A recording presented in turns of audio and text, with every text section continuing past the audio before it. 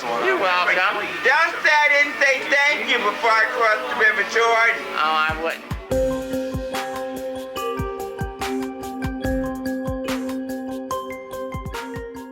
Hello, what's up? This is episode 4 of the Black Walk interview series with Professor Nic Ramos. Enjoy. I mean, I know it in a couple ways, but I don't know it as intimately, obviously, because I'm not in the storm. Mm-hmm. So, you know. So what do you recollect of it? Wait, first, name. Okay. Oh, yeah.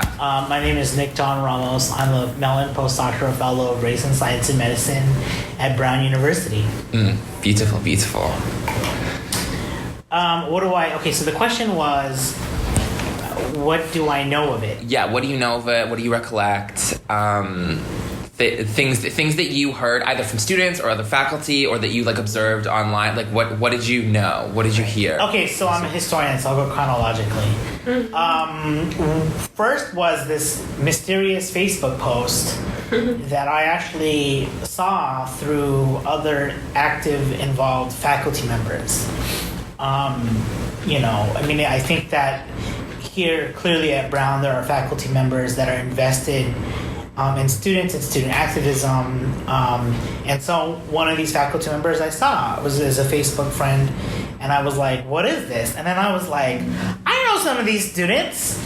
And then I felt the power of the message and was really particularly struck by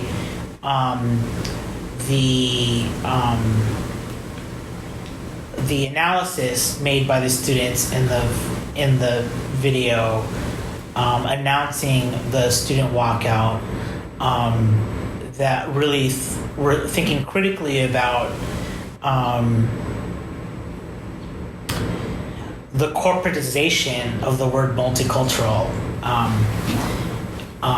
that was probably not the idea of multicultural that students 50 years ago were thinking about and asking for. And I think that was precisely the reason why the message for me, being a former student activist at the University of California, Irvine, was really powerful, because I agreed. That was my politics when I was a student at UC Irvine.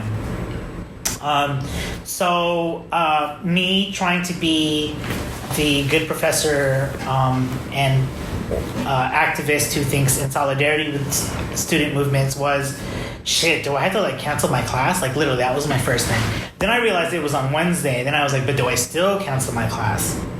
Because my class is on Tuesdays. Mm-hmm. And then I decided, no, I'm gonna hold a discussion with my class, dedicating a whole hour, because I had a 3-hour seminar, to talking about it. And then in the lead up to it, I had some really active. It's a junior and senior class, so it was precisely the kind of class where I had lots of students who had already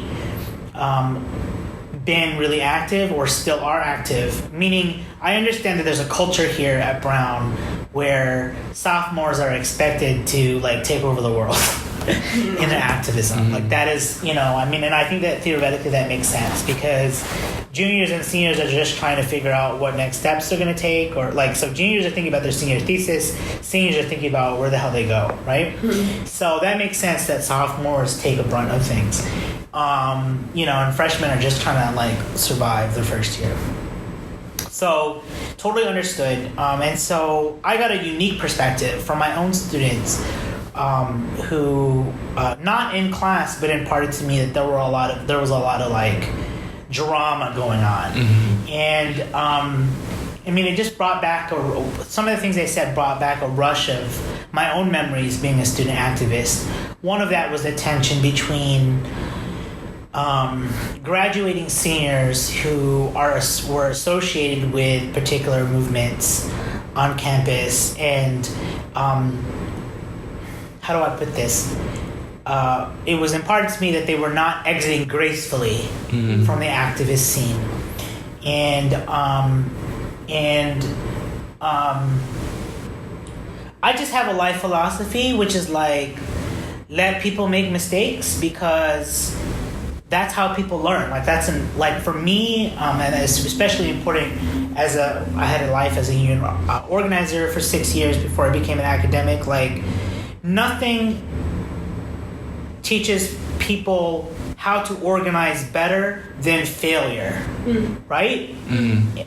But also that means that this is like now I'm getting all Brene Brown on people, which is like, right? Okay. Like, and she was a union shop steward, so don't get it mixed up. Like, she knows her shit, okay? Because I'm captivated by this Southern white woman who's talking about daring greatly. Because it's true. Yes. It's like so true. Show it's up like to your Mika. like, Yes. Okay. right? Like, it's like, no, you have to show up to take risks because nothing ventured, nothing gained, right? And it is so true when it comes to organizing. So it's like, damn, you want to be bold? Let's be bold. Right? And I'm sorry, like, we give young all the second chances in the world. I mean, well, okay, I'll take that back because obviously the rate of incarceration in this world is too real. So, but I do believe still that if people are gonna, look, I came as straight edge as they come growing up. I come from a very conservative family. You know, I mean, dare I say it, I was like JROTC, like not even just JROTC, but like the commander, okay? And, you know, like did no drugs, did not experiment sexually, like anything like that until like college. And college was like, you know? And even when I got out of college, I was like, man, like, I just can't, like, when am I gonna feel alive? Like, I'm not gonna wait for that. So, you know, I welcomed the news of the strike because I was like, the walkout, because I was like, hell yeah. You know what I mean? Like, if you're gonna dare, you might as well do it. Like, and honestly, like, hopefully, for my students who thought critically about the university, like, the university is just straight up scared of undergraduates. There's no other population, you know, on campuses that universities fear more than undergraduates. That is why they're in the business of placating undergraduates like nobody else's business, right? Like, they don't care about faculty, they don't care about me, right? Like, I'm just a cog in the wheel that lubricates the money. The money is undergraduates, let me just be honest with you, right? You keep the lights on in this university. Without you, this is why I had to explain this to my students a couple of weeks ago, which was, I said, you realize why universities like the other University of Southern California, Yale, you know, all of these, except for pretty much Harvard at this point, are doing everything they can to build endowments is because they know that the rate of high school students who are seeking higher education is dropping. There are less students who really believe, like, you know, this is like 10 years, 15 years after Kanye West's album, right? Like, and everybody's like now like, yeah, Kanye's right. Like, you don't need a college degree to make money, right? Or maybe it's too much money to invest, and your rate on return is not going to come, right? Like, think about this. When I was teaching at USC, my undergrads as a TA, I was excited to talk to them about Occupy Wall Street because Occupy Wall Street was quite literally, like, Occupy Wall Street came out of a shit ton of recent grads who were like, this is a fucking myth. People told me that a fucking, like, diploma was gonna get me a college, like, was gonna get me some cash, and it's not, right? And they're they're not just graduating out of, like, humanities, they're graduating out of, like, engineering, right? They're graduating out of, you know, like, just like STEM fields, and they're realizing, man, like, this was a fucking myth, and now I'm saddled with all of this student debt, right? Right? We also have, like, the fact that, like, it's gonna happen just like, I mean, this is my prediction, this is gonna happen just like the financial crisis of 2008. Like, the bubble is gonna pop on student financial aid funding. What does that mean? There is going to be a university apocalypse. Like, we're actually in it already. This is why so many schools are willing to trade their own ideas of like virtue and meritocracy for just like raw cash in order to survive this apocalypse. Like that's what's happening right now, right? And so undergraduates and where they choose to put their bodies and their money, it matters to all these administrators. Mm-hmm. And so you can understand why the administration here is so scared of what the walkout represented, because not only did it like say this university is not doing enough for the undergraduates here, it's also not fulfilling the fantasies of all the alumni, right? Who then were like, what are you doing, CPACs? Mm-hmm. You're fucking up, right? Mm-hmm. And all of that is like, if this looks so bad, nobody's gonna wanna go to Brown anymore. That is what the threat of the walkout really meant in the kind of eyes of these administrators, mm-hmm. which is all this money is going to disappear because they're going to realize that a Brown degree is not a Brown degree. You might as well go to another campus. That's the fear, mm-hmm. right? And it's really acute amongst the Ivies. It's really disgusting, like because they always compare each other, our sister institutions. Anyways, mm-hmm. But you can imagine that kind of paranoia is like. Undergraduates are like at the heart of that. God, I'm going all over the place on my answer here. But there's so many layers. But so my students had a conversation and I said, so they let me know that there were like internal drama between students, which I was like, duh, that happens in every student organization. But I came to understood that it really had a dimension where it was really affecting the organizing and up until the event. In my class, the night before, I said, look, to me, the demands are really clear. It's whether or not you really want to win something here. And there's a gift that's been given to you, whether or not you agree with these students or not. Like, this is a motherfucking gift. Like, all eyes are on this university right now, or like all eyes are on what's going to happen tomorrow. And from my organizing standpoint, I said the more bodies that are out there means the more that you're able to win. But if nobody shows up, then it will just prove to administration that there's really nothing here, right? Like, showing up to events like that and means that you think that students here deserve better, and not showing up to events like the walkout tomorrow means that you think you deserve less, right? That's just really simple. And that's how I framed it to my students, just to be like, look, like, I've seen it where people have stuck their heads out, and it's really landed the students that stuck their head out in a lot of trouble. Like, I was a part of the University of California movements where people stuck their heads out, and there was a moment, sitting when we did a sit-in of Royce Hall at UCLA, that we were all ready to take, like, we were ready to mm-hmm. like take some serious like repercussions. Luckily, because there were so many of us, didn't happen. So I also knew that, like, to protect the students that I cared for, I was like, y'all better fucking get out there, right? Like, mm-hmm. because these students could, those who stuck them. But it's also like, come on, y'all. Like, I just went through this whole semester with these students talking about racism, classism, sexism, transphobia, right? And quite literally, the division that has been created between the black middle class and lower income people of color. Like, it's just straight up real, right? Like, the AIDS crisis shows us mm-hmm. that is real. So, luckily I saw a lot of my students out there, mm-hmm. even the ones that I knew that were kind of maybe like not as enthusiastic about the demands, but there was that. You know what I mean?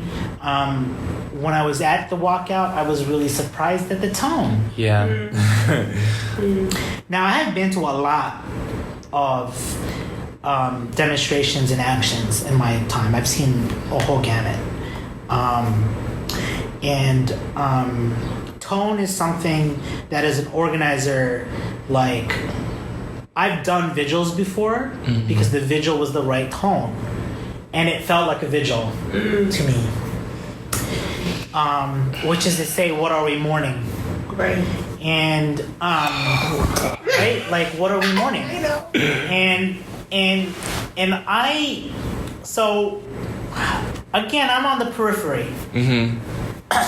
And I know what it looks like to be up there and to do a vigil when you want to really just scream and tear shit down. So, like, I definitely saw that. How do I say this?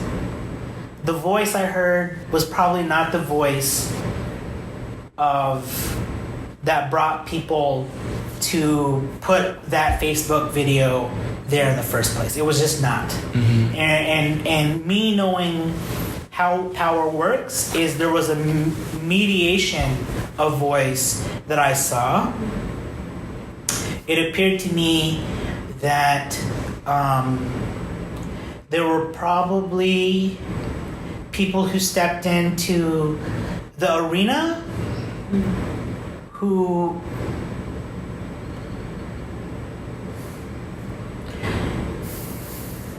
there were people who probably stepped into the arena and said, you're fucking up. And you're fucking it up for us. Mm-hmm. We don't like the way you talk, right? And we don't like the way that you're demanding things.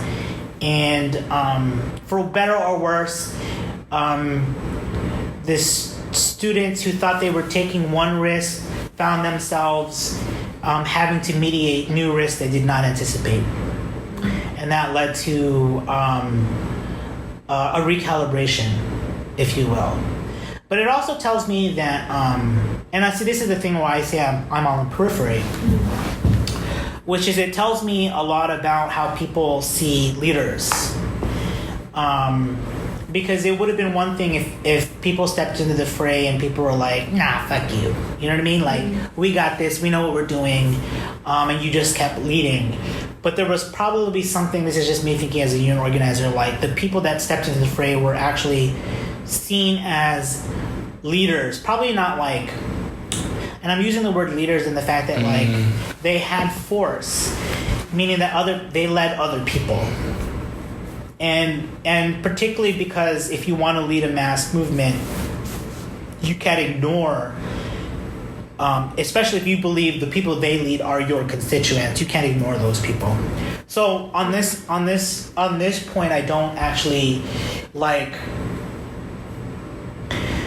I think that what I saw and what I witnessed was a kind of mourning for a possibility that seems so close. You know? Like a radical demand for something that seems so close but did not come. Mm-hmm. And I get that. You know, there's a lesson to be learned there.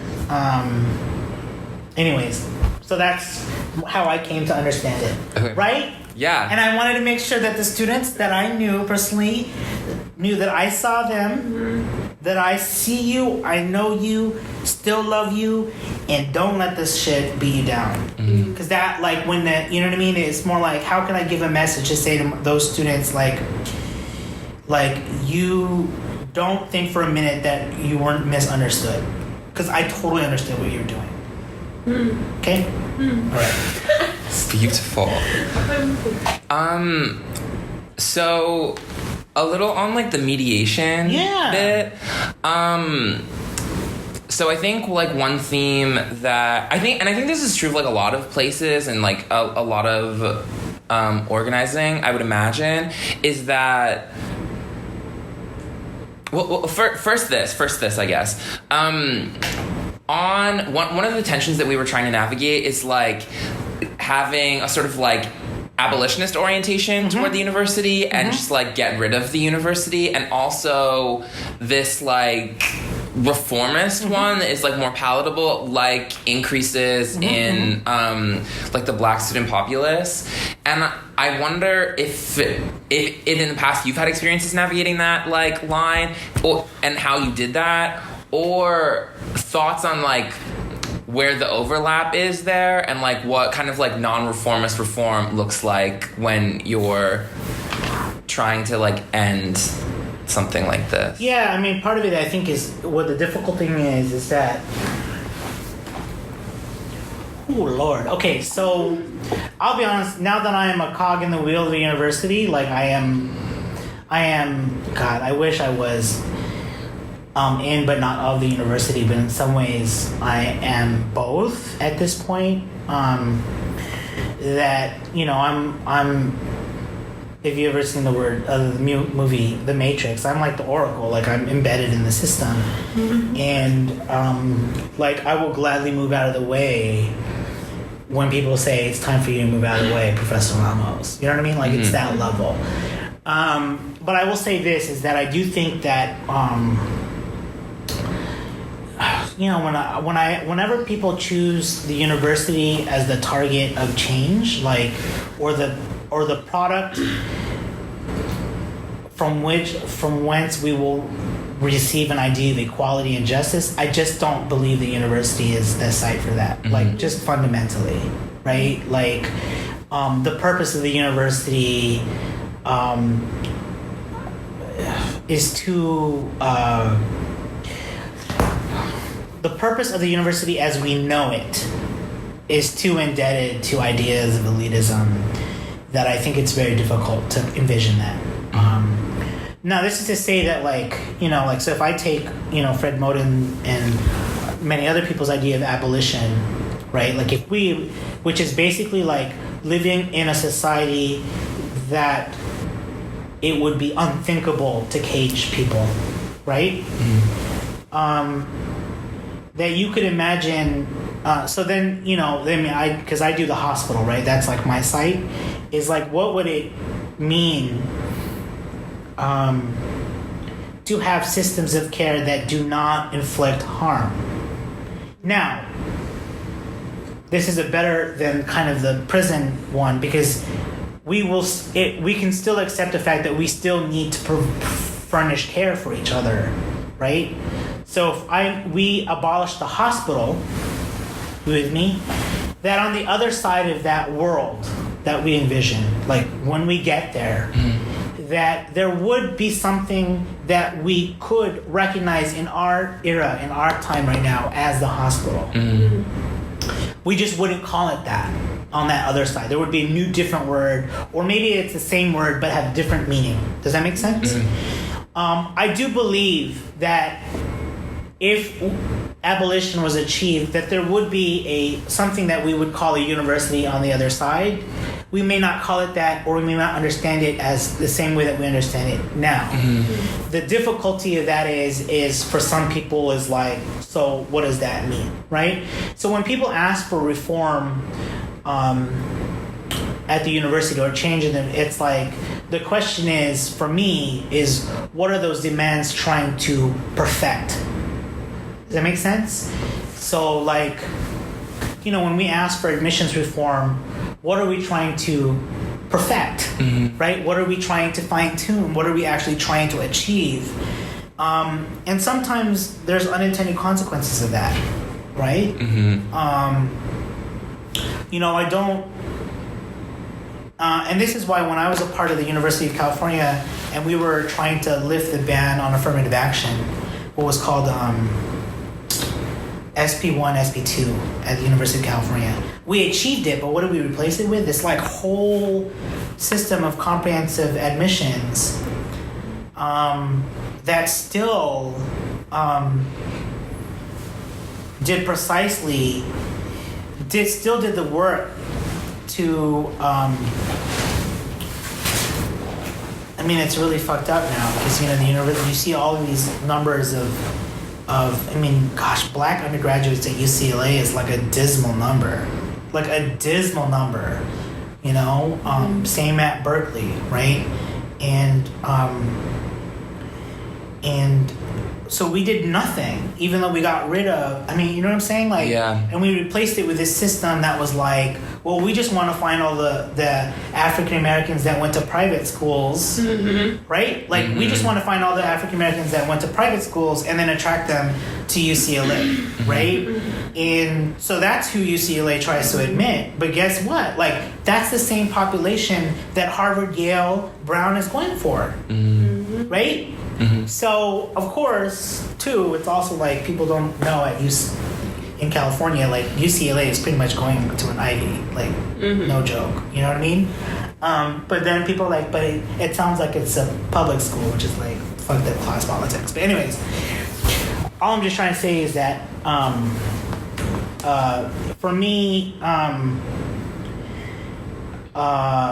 this is the biggest question for anybody who does activist work is what work are you engaging in? But really, like, you know, for me, I've come to understand the nature of struggle as like an inherent and important part of people trying to make like a life for themselves that's like livable right now. But also like,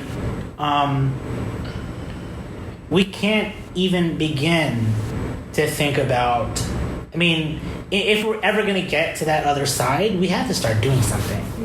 You know what I'm saying? Like we can't be like so pessimistic about the world that like everything we do is going to end up in like tragedy. Like we just can't accept that. So that's where I'm at. You know what I mean? Yeah. I'm more into teaching students, even though it sounds, you know, like my students, every week for them is a new tragedy of somebody backstabbing somebody. That the lesson I want them to walk away with is, but people did not stop struggling. They did not stop organizing. You know what I mean? You know, they did not stop hoping, and they did not give up the word human or justice to some fucking white academics to like decide what it is, right? Like that's the point, you know? That's what happens when we're like, oh, everything's so pessimistic, everything is so anti. You know what I mean? It's like, no, but anyways. Thoughts on, so Brown, so you talked a little bit about like student populations and how like black folks at like different universities are like private school kids and like of the middle class or like upper middle class, et cetera, et cetera. How does, because I think this was like a central tension, at least like for us in the like in voices being mediated, is like if the student populace has a politics that's over here because of like where people come from, and this is like where we want it to be, do we not mediate at all? Like, do we not mediate at all? Do we like move over this way? How far do you move over this way? And like, how can you move over this way and still keep true to this? So like, where's the like the overlap if there is any? And like, how do you navigate that? Because like, it's almost, at least for me in this moment, it's almost impossible to think about like how to move forward, because it's like, well, we could just do this, we could do a similar iteration, but like people would still have the same types of criticisms. Yeah, I mean, look.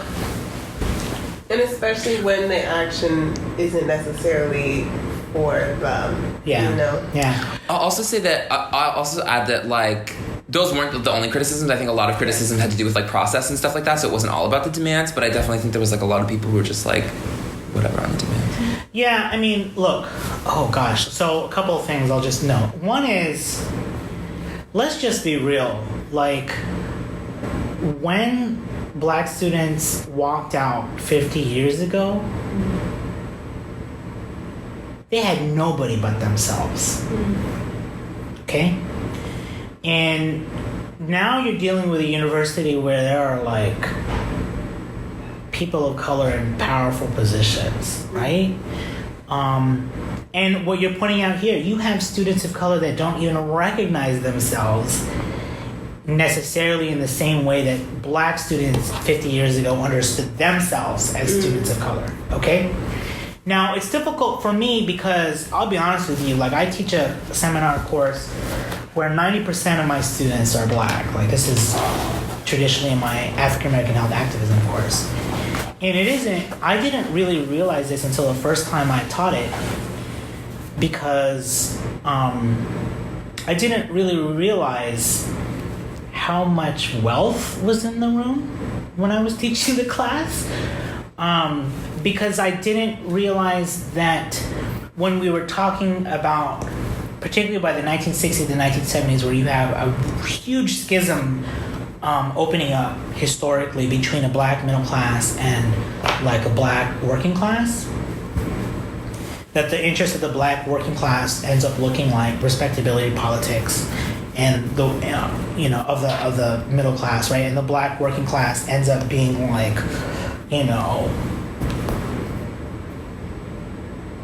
left to die in AIDS and incarceration, right? That it became increasingly I felt without tools, especially as a professor who is not black, how to enter into this like, what are the tools for me to be like, yo, do you see yourself? Like, do you see yourself in these, like... And see, what's so crazy about it is that, like, I had to teach a segment. I teach it in both seminars that I do, the African American Health Activism course and my race, sexuality, mental disability history course, where I want my students to recognize, like, to have, because, everybody wants to critique the politics of respectability. Like, that's the cool thing to do right now.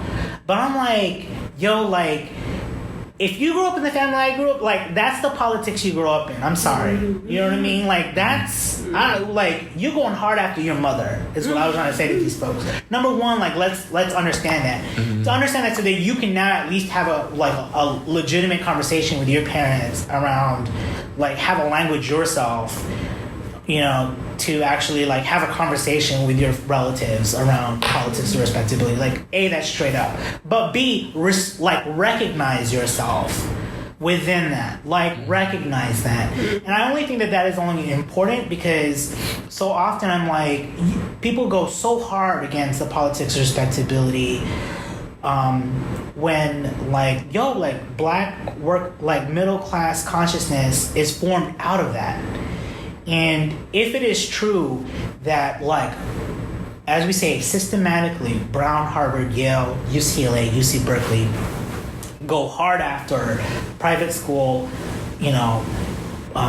privately schooled black kids, right? Like, I had to have a conversation about Jack and Jill, like, every semester.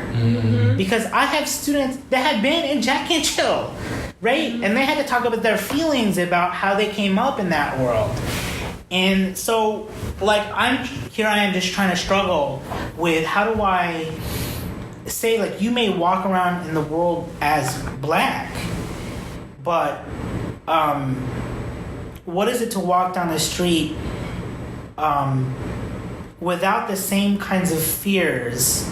Or maybe you do, right? Like, I know that there are moments where you're going to get clocked on the street for people thinking that you're a working class black. There's certain ways in which when you walk around this campus, right? Like, right? So, and I don't have the language and the tools to be able to, like, get at that, because I feel like that's there's an inner world there that I don't know how to penetrate. But I do try to make a point to say, what is your responsibility knowing that this schism exists? That's at least where I'm trying to get my students to recognize, so that by the time they read Kathy Cohen, they have a choice, right? Like, you could still pretend that you're not that kind of black, right? Like, sexually irresponsible, like, blah, blah, blah, da-da-da-da, when in fact we know that these are all lies, right? But, like, so that you have a choice to say whether or not you're going to sell a woman on welfare down the river, or you're going to say no, like, stop the violence on women of color, right? Particularly poor women of color. So, like, that's where I'm trying to lead my conversations with my students. I think it's really difficult. Right? I think it's super difficult. And I've got to be honest with you, like, this is the challenge of teaching students on this campus, which is, one, I want you to recognize, like, what tradition you come from, but that doesn't foreclose the fact that you can have real solidarity with people who are really, like, struggling. Right? Where the real crisis is. You see what I'm saying? Yeah. Right. Anyways, that's just, Another thought and like question I'm having is like a little bit around like divest and the walkout and like the difference and the prognosis of like either, and that like you have divest, which has this referendum that like successfully passes. You have an attempt. You have a unilateral decision from President Paxson that this is like not going to be honored. She says, go to this committee to receive a recommendation, goes to the committee, attempts to like dismantle the committee in the process, and then we figure it out. Essentially the committee survives for a couple of months, and then the committee either does or does not release a recommendation. And then I think where a lot of people are at right now is that then it like escalates. Then it becomes like something where like the potential for direct action then becomes like viable because we've exhausted like all of the institutional channels that exist. So I guess my question is like on tactics and like how to move forward. What do you think escalation should look like there? In that, like after all the institutional channels done, what do you think the next move like looks like, knowing what happened with the Black Walk? I don't know if that. Yeah, I mean, yeah. I could probably give you a better diagnosis if I knew more about what student activist culture looked like. Like if I did a power map. To me, I'm not.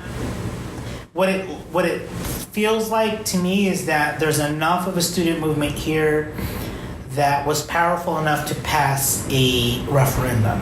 Right? And I know that was like a multi-year process. So that means to me that it's a student issue that's been able to survive and carry like its legs up until that point.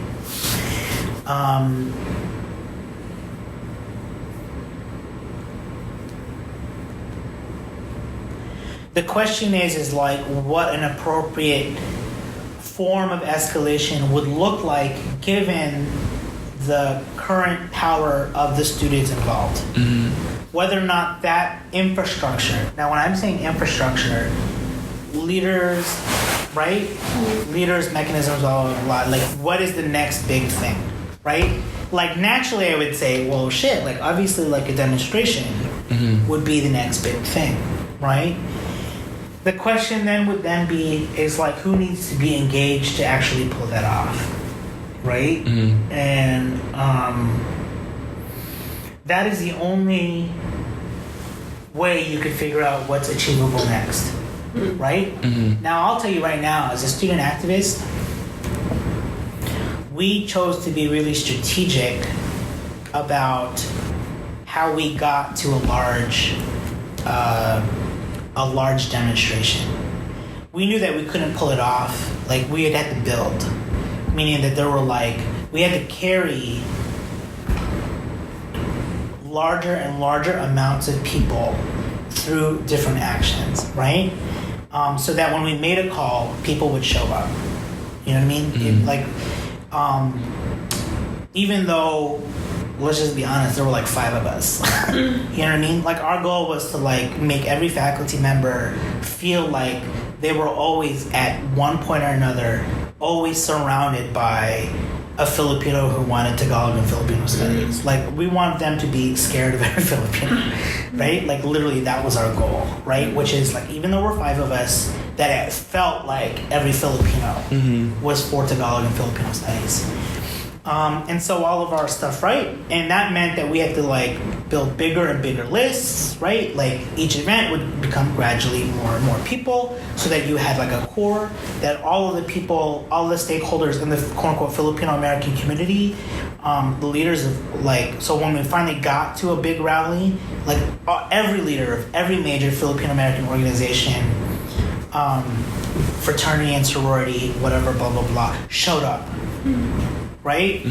And that was how we had tried to build a Big Ten, even though there was like literally 5 of us who were really doing all the work. And what I'm saying is whatever action is next, it has to build off of whatever is achievable, people think is achievable, but you have to like test to know what's achievable, right? And right now it just seems like the student walkout is informative because it shows that you can't organize within the Black community at Brown, and at this moment in time count on certain people and organizations to show up.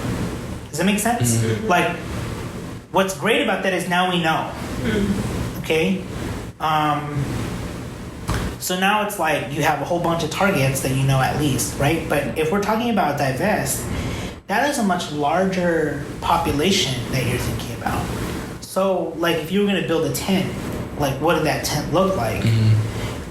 And what kind of conversations need to happen in order for an actual walkout to happen, right? So, like, when people were doing South African apartheid stuff and divest then, they also had to build, right? But they brought people in. Like, what's great is that you have this whole student government thing. I mean, I don't know how fucking big student government is here, but at University of California, it was big. Like, you got them, then you could get University of California Student Association, and then they got USSA, United States Student Associations, and right, and then that's how they built like they just kept on taking over these larger and larger organizations, so that it was always number one on those agendas. You see, and you know, like, it also requires, like, you know, just like all of those constituent organizations to like say divest is number one, divest is number one, divest is number one, right? And unfortunately and fortunately, you are on a campus where lots of students want to be active, but they want to be active in a lot of other different things, right? So there's just that thinking, right? Like, I knew when we were doing Tagalog and Filipino studies, which is, you know, like, doesn't have the same ambition of divest, I think, is we knew we could not achieve anything unless some really skillful student leaders did nothing but think about Tagalog and Filipino studies. Meant that they were not fucking with some Greek sorority or fraternity, or they weren't in another Filipino organization trying to hold it down there. Like, they were like, all I'm doing is Tagalog and Filipino studies. That's just like, I'm living and breathing that. And we were able to do stuff and get like new classes because of that. Because there were like a group of people who were like, I do nothing but Tagalog and Filipino studies, right? Because that's real resources to think, eat, and sleep that, you know? And if people took a position at another organization, it was strategic. Like, I was a part of those people who were like, I'm just doing anything in my life to Tagalog and Filipino studies one year. But there was a group decision that I would kind of run for the mainstream Filipino American club so that we could move the center towards the left. Right? So when I became president, guess what the the project was Tagalog and Filipino studies. Like, straight up. You know what I mean? Like, that was it. And, you know, luckily we had like, you know, there was a point where we had our core membership was a director from each of these Filipino American. We had a large Filipino American population at UC Irvine, and that was it. You know what I mean? Like, that was the year that we did like this huge thing, and the chancellor was like, "Yeah, we should have Tagalog Filipino studies." But that's a lot of work. You see what I'm saying? It's a multi-year. But obviously the divest stuff happened over a multi-year thing. So it's possible here. The question is a reassessment of power based on who's like moving forward or whatever, blah, blah, blah. Right? and whether or not people are ready to like literally have a come to Jesus moment and be like, yeah, divest is number one. Mm-hmm. You see what I'm saying? Yeah, that's what I would say. I'm curious. This is just like a random. What if you were like on this campus and we're going to like take something up, like an issue that you were interested in organizing around? What would it be? Oh my God. Like, what is number one? The reason I ask is because sometimes I think of divestment as like something that is like less impactful and like more symbolic, in that like just the way that like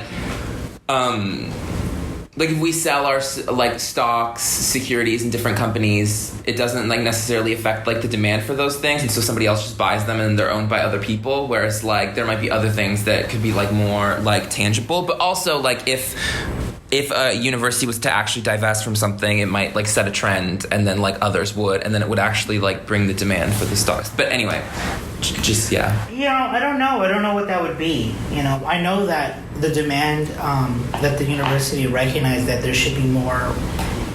We should figure out a way to admit working class blacks. I thought was a real demand. Mm-hmm. Like straight up. Mm-hmm. Like I was like, hell yeah, right? Mm-hmm.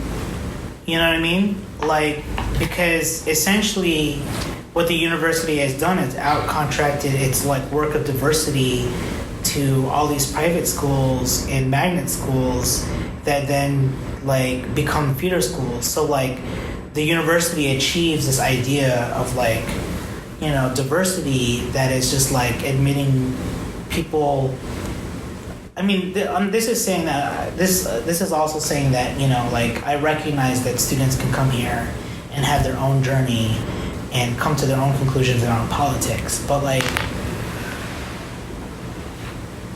I just can't tell you how much it is so informative when I have my first generation low income students like just like light shit up in my classroom. You know what I mean? Just like really like contextualize and bring it, you know? And that's a real value. Like, sorry, like, you know what I mean? Like nothing replaces that. And you know, those are the students that I'm like, when I say steal from the university, they're like, how much can I steal? Mm-hmm. Like literally, you know what I mean? Like, tell me, how much can I steal? Like, you can steal everything. You know what I mean? Mm-hmm. And those students, for me, like at least make teaching worth it to me. Mm-hmm. I mean, obviously, any student of color, you know, does, but like those students to me, I'm like, thank God. You know what I mean? Like, you can see what's happening. You know what I mean? But like, I don't know. You know, I mean, that's the crazy thing is like. It just seemed like to me the walkout showed me that like students can't recognize that demand like as a real demand. Mm-hmm. Well, like why not? Like what's like, you know? So what are you saying? I mean, it's just also like I don't know what goes on in people's minds, but I'm just like, why wouldn't you want? You know, I just, you know what I mean? Yeah. Like, yeah. It makes me a little concerned. Oh, absolutely. You know, I don't know how to, like I said, and it's also, like, it's a task for me in my class, which is, like, I get it, you know, like, we're all people of color here. We all know what it's like to move about in the world as people of color. But I just want you to recognize, you know what I mean? And I'm someone who does research on black physicians who have been sold a promise that if they become black physicians, the world will open up for them. And I'm looking at them in this moment in the 1970s where their world is closing in on them really sharply, you know? And, you know, I just don't want, like, I don't know. I just think about being sold a song, you know what I mean? Mm. And what it would be to know that, to recognize the song, so at least you could like make a choice. Right. That's, you know, I mean, that is kind of like some of my teaching philosophy there. Just like, no, right? Like, you can have heroes, but don't trust. Just don't, like, right? Like, just be on guard. You know what I mean? But, I don't know. Like, you know, the walkout was really informative in a whole bunch of ways. It just shows you, if we're going to organize, what issues there has to be spent more time on, right? But it also can inform you on what issues people might think are worth it. You know, and that's just the truth. You know, yeah. But I also know that there's like a personal drama like aspect to some of that student organizing, like who slept with who, and like all that kind of stuff. And I get that too. You know what I mean? But I do think that like if you wanted me to like, if I was a historian doing it, I'd be like, the main difference is that in 50 years ago, the black students were like, we have nothing to lose. Because nobody in faculty, nobody, right? Like, we're the only, like, no other students look like us, no other faculty look like us, no administrators look like us, and where we find ourselves is, like, staff. And you know what I mean? Like, that's where we find ourselves, you know what I mean?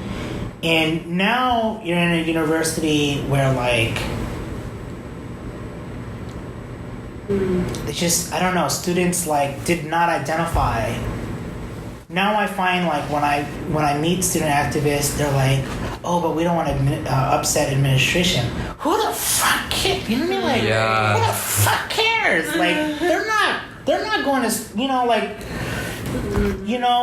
they're not going to pay you no mind. They know you're going to be out of here in 3 years. They know that they could start a clock whenever you start whining, like 3 years. Right? 3 years. I'm gonna see this person. Right? Like, quite literally. Like, don't worry. Mess up their day. Because honestly, like, they know. Right? Like, and they're scared of you.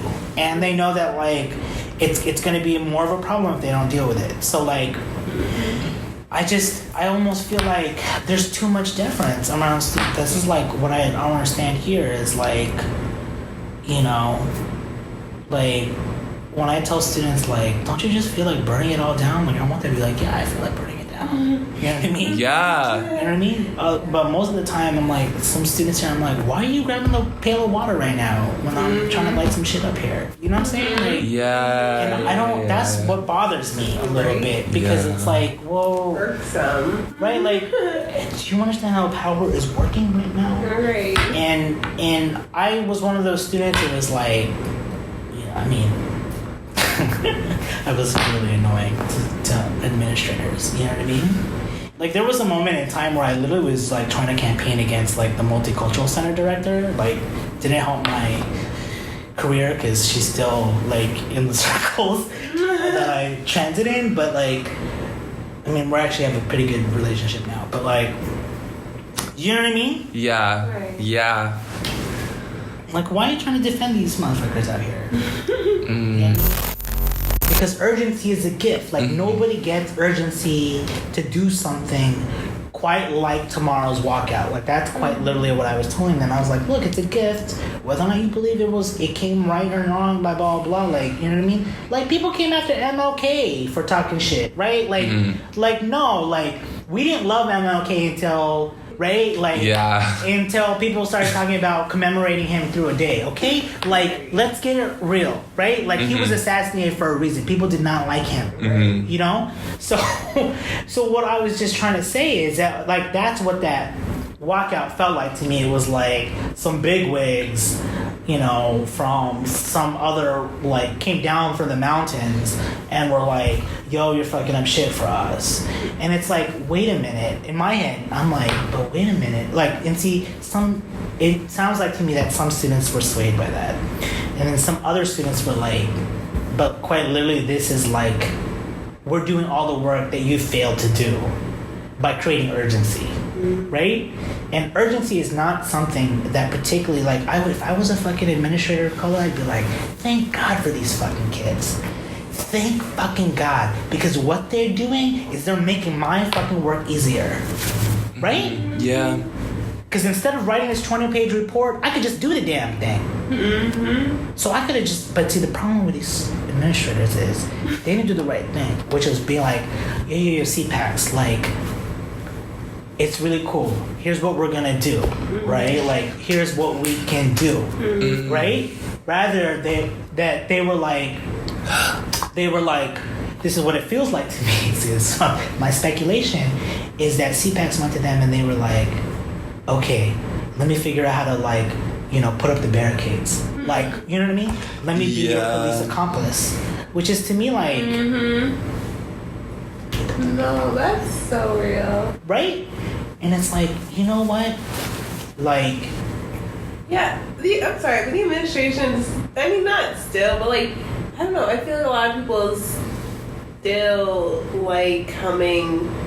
I don't know, maybe I'm just getting a little too heated. But I feel like people still like coming for us, or this, and the third, when, like you said, in reality, they also had an opportunity in the moment. Oh, you were doing work for them. And right, and instead of like making excuses about this, that, and the third, about like not getting reached out to about this, that, like they could have stepped up too. Like, I feel like there's also it's a real simple thing. All this pressure on us to do everything. People could have. People saw the responsibility. They could have picked it up too, and they could have done something. Yeah. Instead, they interpreted it as like, oh, I'm being called out for not doing my work. That's how they heard it, probably, right? Which is like, just shows you how they have an Right. It just shows you their orientation of social justice, right? Which is, this is a job for you, right? It's not a real thing for you, and more willing to stamp out a student movement on behalf of CPACs rather than to like be like, yo, CPACs, they actually have something, they're actually saying something really important, right? Like that, in fact, like they are trying to speed up our timeline on the D app, which is also just bullshit. But like, you know what I mean? Like, you know, I think this is a great opportunity to just basically say, yeah, we need to like do better. Instead, they chose to like just COINTELPRO the shit out of this fucking thing. You know what I mean?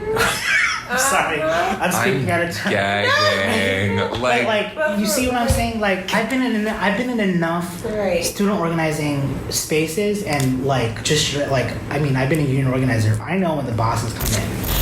It just shows you like what student organizing is up against. Right? Particularly like, and that's why I'm saying that like people have to make a decision about whether or not like these kinds of, what kinds of demands are worth it, right? Especially if like you're gonna have, like, it's also just like the nature of organizing, right? Like, for us in the Tagalog and Filipino Studies movement, like, we didn't want to, I mean, there was a point where I was like, I don't want to fucking be a part of the mainstream Filipino American organization. Like, I do not want to have to go to some fucking after event and, like, smile and do all that kind of shit. Like, but we did it for the organizing, right? And I respected the fact that, like, you were doing the work, all the organizing, not under the traditional banner of, like, Black student organizing. But it just shows you, right, the kind of like, the reason why they were so upset was students were willing to follow you, okay, like straight up. So despite the fact that they were already organized in these Black student organizations, right, meaning but what they were able to do was activate a whole bunch of actors, right, that began to scramble the affinity that people had to the demands that you made. You see what I'm saying? And so that was an unanticipated part of not having all the shop stewards in all the shops, right? But you could not have predicted that. Because, like, let's just be fucking real, like, again, what fucking black student on campus is advocating for respectability politics? Not one damn one. Right? Yeah. Like I had to check my students when they come into my you know this, right? Yeah. Like, when we read Cheryl Hicks and we, you know what I mean? Michelle Mitchell and Cheryl Hicks, like I want people to be like, no, we have to wrestle with this. But it's also like then you realize that's like the true nature of like power, right? Which is it like what students are going to be swayed by really. I mean, you can see it like for all the kind of like platitudes people make around the politics of accessibility, it's like really easy to just to follow it, right? And so what you saw was, you know, like all these administrative colors, all this alumni of color coming back to be like, you're fucking up our image, right? And they're invested in that kind of like, we are part of the university, right? Like, and you're right, they're not going to hear your critique about that because they want to actually preserve the nature of quote-unquote black brilliance coming out of Brown, right? And actually, like, what you're asking is a real threat. Like, working class blacks won't work at Brown is what they're saying. Like, quite literally. They're just like, no, that means that if we bring in all the hood people, right? Quite literally, like, other black students who are incoming are going to now choose Yale and blah, blah, blah, da, da, da, da, da, right? Because they want to talk about what riding boots they should be riding. You know what I mean? Like, that's the kind of conversation, right? I'm just honest with you, right? Yeah, no. Right? That's tea. Right? Like, that's, I mean, I've seen those kind of conversations happen in my classroom where like, oh, man, you have horses? Lord have mercy. I was like, damn, you really bitch. You're not lying to me, right? Like, you are not, this is no lie. Truly. Right? And not to say that, like, those, I mean, like I said, even the students with the riding boots, like, do really well in my class. They, like, get, you know what I mean? Yeah. But I understand that, like, politics is not lived in a book. It's like, you know, if you have, like, some black alumni saying, oh, we don't want you fucking up, you can be like, oh, yeah, so what do I need to do? Stamp out the student movement, right? It's really easy. Like, don't show up. Like, don't blah, blah, blah, right? And that's just real. You know, it's scary seeing younger generations do more and achieve more when you thought that you, like, right? Yeah. Like, that you wanted to be the person that people talk about 5-10 years down the line, right? Like, you wanted to be the person that, this is how I understood it from my students when I was chatting with them, you know, like, you wanted to be the student that's remembered as a black alumni that did that one thing, right? And I don't necessarily think that is like the kind of social justice work. You know what I mean? Yeah. Like, I don't, you know, I'm Erykah Badu. Like, don't be naming no buildings after me. Like, that's her song that I think about all the time. Like, I don't want nobody naming no buildings after me because I don't want to be misunderstood. Right? Like, that is, like, my level, you know? Which is why I'm always like, steal from the university, blah, blah, blah, da, da, da, da. Because I'm like, just realize, like, you don't owe anybody anything at this university. I still say that even though I'm getting paid by universities. Right. You see what I'm saying? Yeah. Like, I just want to make it clear for people. Like, that's why, like, you know, it's just like, the university, this is what I told you, remember? The university has shown you its face. And now that you know it, don't walk around this university with any illusions. Like, use your time wisely to do whatever you think is important to you. Because guess what? They're still going to give you those grants when you apply for them. Right? Yeah. Like, the university is not a monolith. Like, CPAS doesn't have a fucking hand in everything. But, like, you can still organize, you know? Oh my god, I said a lot on this thing. Get everything you can, move on, right? All the tools that you can get here can really equip you out there, at least to cope, and at least to, like, just know the world in a different way. And truth be told, like, I have been able to survive in union organizing and here because I've made all of the friends, like the people that were politically with me on my darkest days, in undergrad as a union organizer, those are the friends I still have. I made them in undergrad. You met one of them, Jolene. Mm-hmm. You know, and I wouldn't trade them for the world. I literally wouldn't. You know what I mean? Probably what you went out, what you did, equals the kind of. There are two things it equals. One, it equals the same thing that workers go through when they go on strike, when you know who's a scab and who's not. Okay? It also equals that moment in Harry Potter where you realize that there are Death Eaters amongst us. Right? Yeah. Okay? So, like, literally, like, when you reread Harry Potter, like, it's that moment where you're like, oh shit, Voldemort is back. Yeah. Right? Yeah. Yeah. And you're a Death Eater, right? Yeah, And now you're a Death part of Eater, the Order and you're of Phoenix, right? Like, right? And then you realize that, like, there are actually some good people that have made decisions to go with the Death Eaters because, you know, like, he wanted to see his daughter again. You know, he wanted to see Luna Lovejoy. Right. You know what I mean? Right. Like, so that's... You now understand that book, that series, more than most people can. Right? Yeah. Which is, like, that's what I love about that book, that series, is that it actually is a really wonderful story. It helped me a lot when I was a union organizer.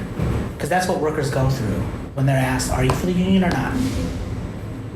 They have to, like, deal with people that they've grown up with and worked with side by side for the longest time. They have to know that some people are not going to fall on the same side, but you've had all this history with them, you know? But to love and just love the people who are in the Order of Phoenix. Right? Yeah. Yeah.